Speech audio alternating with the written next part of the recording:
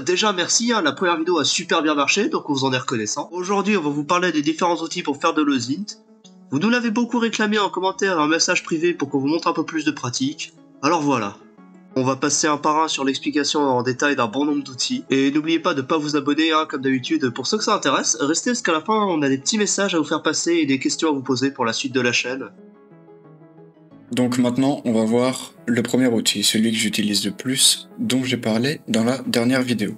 C'est OSINT Frameworks. Donc on voit ici qu'on est sur la page d'accueil du site. Globalement, ça va être une page, tout simplement le site. Ici, on voit les outils qui auront besoin d'être installés. Donc, bon, plutôt pratique de le savoir. Hein. Sinon, vous allez vous retrouver sur des sites d'outils qu'il faudra télécharger si vous n'avez pas envie. C'est pas une super chose. Pareil, ce qui demande Google Doc, de créer un compte, etc. On va pouvoir commencer à regarder. Donc, le site OSINT Frameworks se répartit en plusieurs catégories. Vous avez énormément de catégories sur tout ce qui est plus ou moins intéressant. Par exemple, il y a des choses ici sur le terrorisme qui vont forcément intéresser tout le monde. Mais on a des choses beaucoup plus intéressantes, on va dire, pour les 3/4 des gens qui pratiquent l'OSINT, à savoir pour les usernames. Sur des sites spécifiques, ici on a Amazon, GitHub, Tinder, toutes les databases. Et là, sinon, on a des sites qu'on verra plus tard, genre What's My Name. On peut regarder aussi dans les catégories d'adresses email, les noms de domaine, les adresses IP, les images. On verra pour les images tout à l'heure. Je crois pas qu'elle est ici. Je crois pas qu'il est ici. Le site qu'on verra tout à l'heure. Non, il y est pas, mais globalement, je vous montre un meilleur site. En tout cas, voilà. C'est pas très compliqué à utiliser OSINT Database, juste il faut bien le garder en tête, c'est énormément pratique. C'est un peu comme le Darknet, hein, des fois on va cliquer sur des sites qui seront éteints, voilà, selon certaines heures, certains jours de la semaine, mais en tout cas c'est pratique. Pareil, il regroupe énormément d'applications de dating. On voit par exemple Ashley Madison ici, pour ceux qui connaissent pas, c'est globalement pour tromper sa meuf ou son homme, hein, Ashley Madison. Donc il y a des gens qui vont utiliser ces sites-là pour rechercher des personnes, pour rechercher si elles y sont ou pas, ou alors rechercher directement les databases. C'est pour ça que des fois, voilà, par exemple, on voit le site de Tinder. Bon, on va se dire ok, c'est pas forcément intéressant, mais en réalité ça l'est, on peut chercher. Il y a eu des failles sur Tinder, il y en a encore aujourd'hui, dont on ne parlera pas aujourd'hui. Donc voilà, sur OSINT Frameworks, dites-vous que même des choses qui semblent pas forcément intéressantes, peuvent l'être. Du coup, sur OSINT Frameworks, vous allez aussi pouvoir voir des choses ici sur l'obsèque. Alors, on va pas parler d'obsèque aujourd'hui, mais on va quand même passer vite fait sur la petite catégorie. Vous pourrez faire du clean-up. Voilà, si jamais vous voulez cacher un peu des choses qui seraient déjà sur Internet pour vous, anonymiser des documents, tester les VPN, ouais, tout un truc sur Tor, du coup. Tor Download, I2P, bon, oui. Utilisez Tor, c'est bien. On a aussi ici des trucs pour les créations de personas. Nom, fausse identité, random user. Bon, on va faire des vidéos d'obsèques si vous voulez. Voilà, dites-le en commentaire. Mais bon, au moins c'est pas mal dans cette vidéo, aujourd'hui en tout cas, quand je vous parle de l'OSINT Frameworks, de passer vite fait sur l'obsèque pour que vous puissiez voir à peu près ce qu'il existe. Donc là on est sur Google, recherche avancée. Vous tapez recherche avancée sur Google. Tout est expliqué ici. Tout est expliqué à côté. Ce qui est vachement bien, vous n'allez pas forcément regarder les tutos. Il y a quand même des tutos qui vous intéresseront, mais bon, vous pouvez rien que les récits comprendre un petit peu plus simple. Donc, qu'est-ce qu'on va faire? On va trouver des pages avec Squeezie, allez, la con, drama, allez. Ah, c'est un exemple, hein, bien sûr, hein, que je vous montre les gars. Le mot, cette expression exacte, sur Squeezie. Et qu'est-ce qu'on va inclure?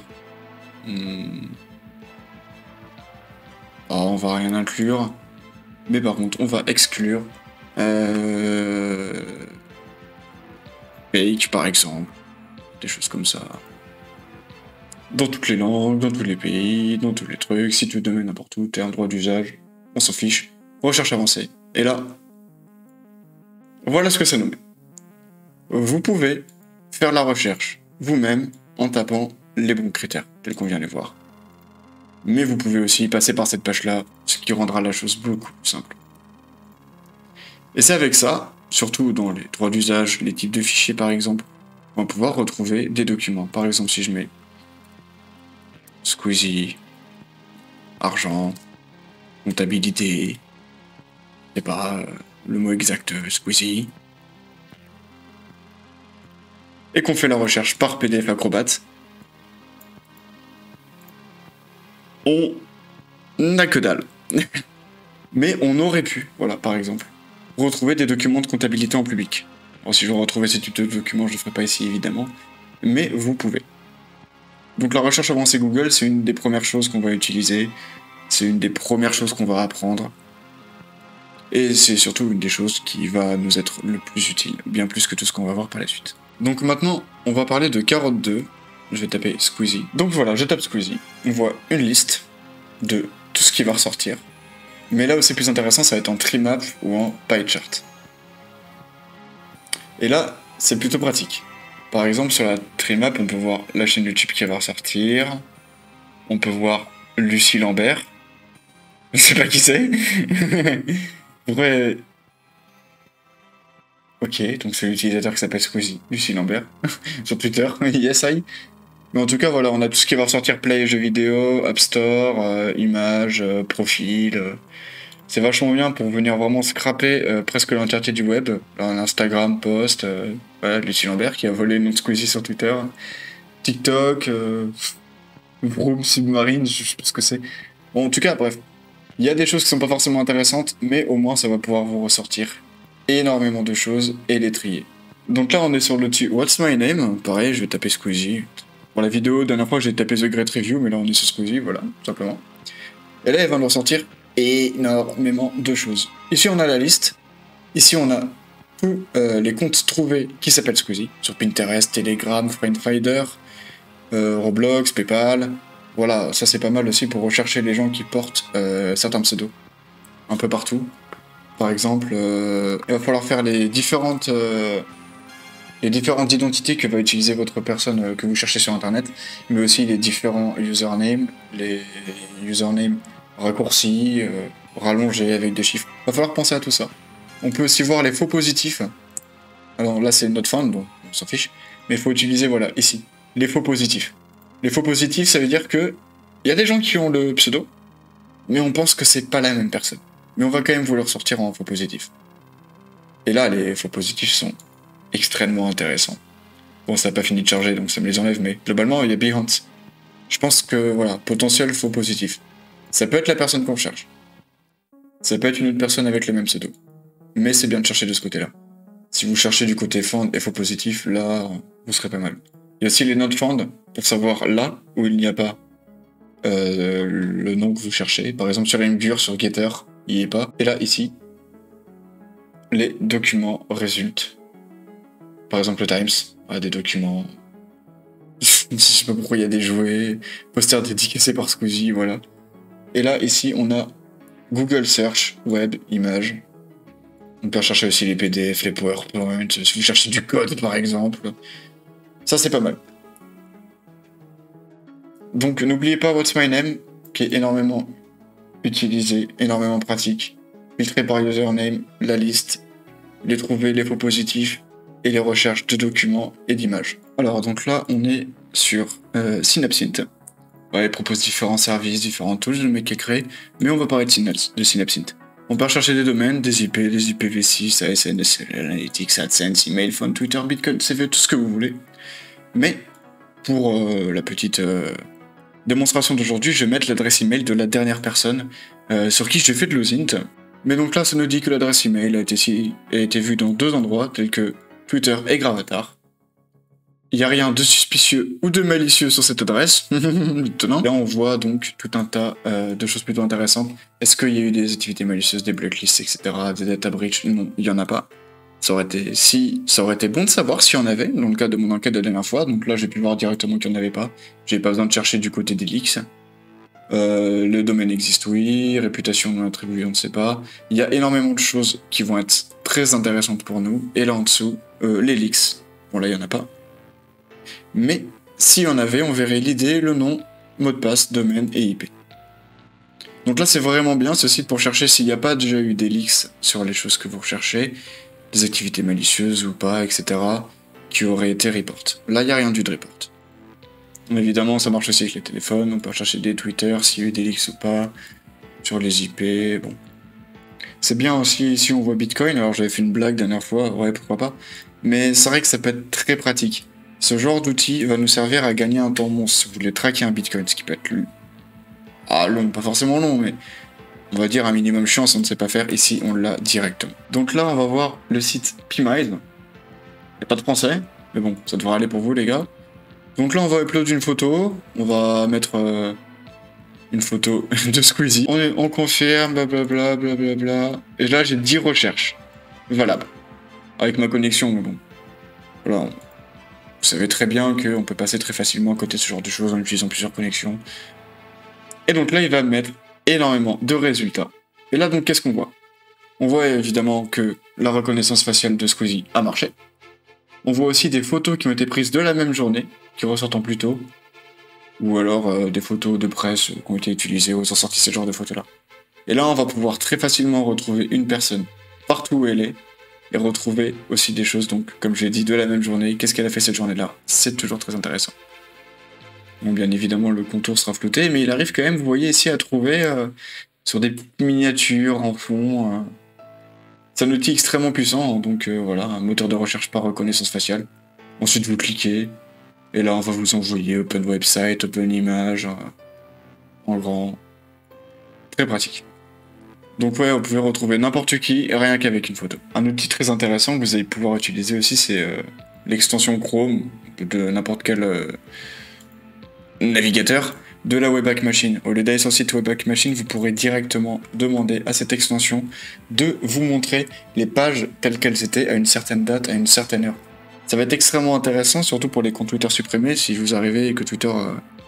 quand vous rentrez le nom, vous dit qu'il ne trouve pas parce que ça a été supprimé, petit coup de Webpack Machine et vous y êtes direct. Ça, c'est vraiment, vraiment bien. On sous-estime les pages que la Webpack Machine a archivées et archive encore aujourd'hui. Donc là, on se retrouve sur Tor pour tout ce qui va toucher au Darknet. Là, on est sur le site de Onion Scan, donc quelque chose que vous allez devoir télécharger. Si jamais vous voulez faire des grosses recherches sur le Darknet, pas mal d'investigations. Donc là, ça, c'est à télécharger. Mais on a quand même d'autres outils que vous pourrez utiliser sans télécharger. Il y a Dark.fail, qui nous liste, pareil, des liens en Onion. On a Tor66, je vous fais les pubs parce que c'est n'importe quoi. Mais donc là, vous avez Top Oignon, Fresh Oignon, recherchez ce que vous voulez, Random Oignon. Tor66 c'est pas mal, c'est assez joli, au moins il va directement là où on veut. Ça c'est pratique d'utiliser des outils comme ça, tout simplement parce que ce Darknet, vous ne voulez absolument pas voyager à l'aveugle. Passer par des indexeurs comme ça, c'est vraiment pas mal. Surtout, bon, si vous voulez faire du scrapping, vous irez sur Onion Scan. Mais pour faire de petites recherches tranquillement, Darkfail, ça va vous amener sur des liens qui pourront vous aider. Tor66, ça va vous amener directement à ce que vous lui demandez en fait. Voilà une bonne chose de faite. Vous avez pu voir qu'on a rajouté des petites infos qui n'étaient pas là dans la première vidéo. Bon, bien évidemment, on est rentré plus en pratique dans les outils, plus en détail, mais on a rajouté des outils qui n'étaient pas là dans la première vidéo, par exemple ce qui a touché au Darknet, etc. On a fait un très court virage par l'obsèque. Je pense que c'était des choses assez intéressantes à vous dire. On avait dit au début de la vidéo qu'il y avait une annonce et des questions, c'est maintenant. Ça ne vous intéresse pas, vous pouvez d'ores et déjà quitter. Merci beaucoup d'avoir regardé jusqu'à ici. Et pour ceux que ça intéresse, là les gars, il n'y a pas de script. Il n'y a pas de préparation, il n'y a pas de fil rouge, il n'y a rien, je suis tout en impro. On pensait pas qu'on allait avoir presque 1000 vues. Au moment où je vous parle, 40 abonnés, une vingtaine de commentaires. On pensait pas les gars. On pensait pas du tout. On vous le dit souvent, on fait de la blague, quand on commence à construire une communauté, quand on a des abonnés, on est plus libre de dire ce qu'on veut. Là, ça va, on est libre, y a pas de problème.